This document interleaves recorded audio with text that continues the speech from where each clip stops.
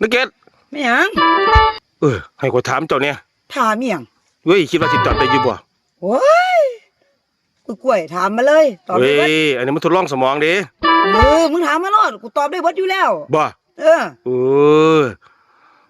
สร้าง1เสือกมีจักตัวสร้าง1เสือกมีจักตัวโอ้ยเด็กน้อยป.1ก็ตอบได้ก็มีตัวเดียวตัวโอ้ยเก่งๆๆๆๆเว้ยโอ้ธรรมดาตัวเดียวใครนี่แล้วบัดนี้สร้างกัน1,000เสือกมีจักตัวบัดนี้อุ้ยกล้วยสร้าง1,000เสือกมีจักตัวก็มี1,000ตัวบักอันนี้ถามได้ก็มีตัวเดียวตัวเนาะ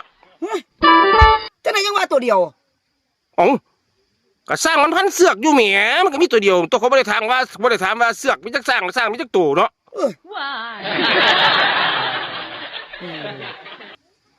เห็นความมันดีล่ะเนาะเฮ้ยมาได้ว่าฉลาดถามบักเฮียเนาะ